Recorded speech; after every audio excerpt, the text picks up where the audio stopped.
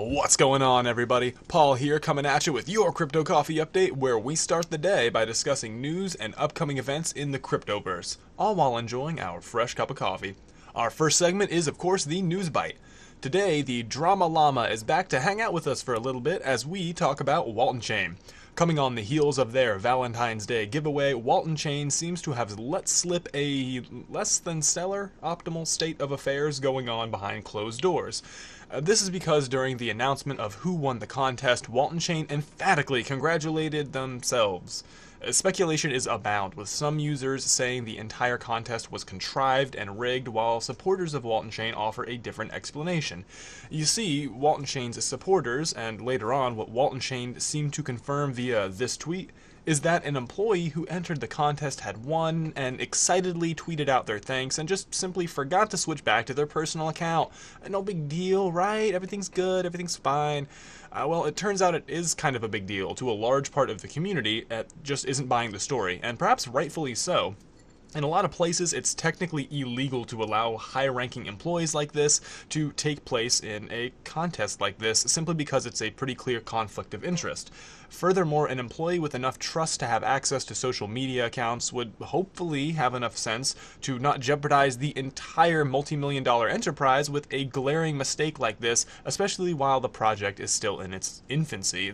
That's the best-case scenario, but some other points just aren't adding up either. Twitter users were quick to point out that the WaltonChain team was banning people from Telegram for simply asking questions about the incident.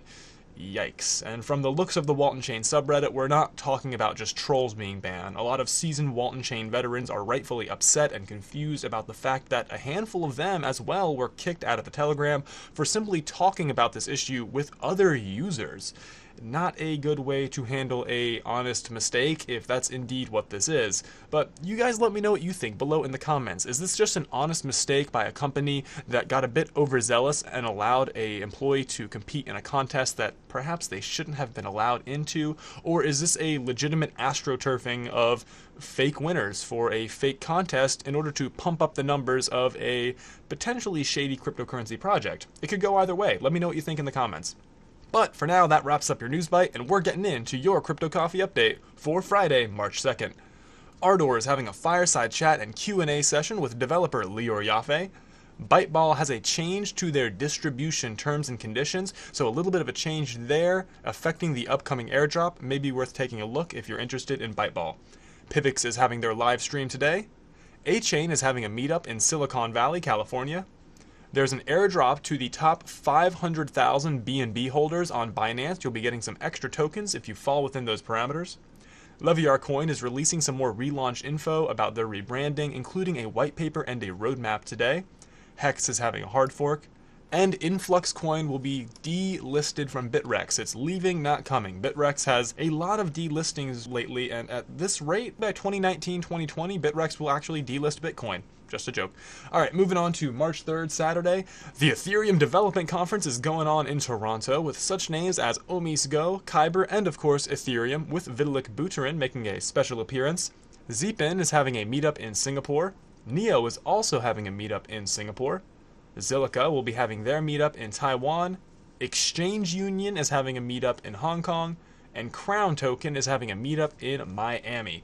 A lot of meetups going on today. Folding Coin is having their AMA. And COS is updating to ERC-223, which is a technical upgrade from the ERC-20 protocol used to avoid some issues with smart contracts and could potentially save users some fees on gas. And finally, Sunday, March 4th, only one thing that I could find going on. MusicCoin is having a conference of their own featuring Beyonce's dad. Yep, Beyonce's dad, not Beyonce. But either way, should be an interesting conference, and that's all we have for March 4th Sunday. Alright, that wraps up this Crypto Coffee update. Thanks as usual for all of your support. Links below in the description. Like, share, subscribe. Check us out on Discord. We're most active on that platform. And of course, follow us on Twitter. Thanks again. My name is Paul. We'll talk to you guys next time.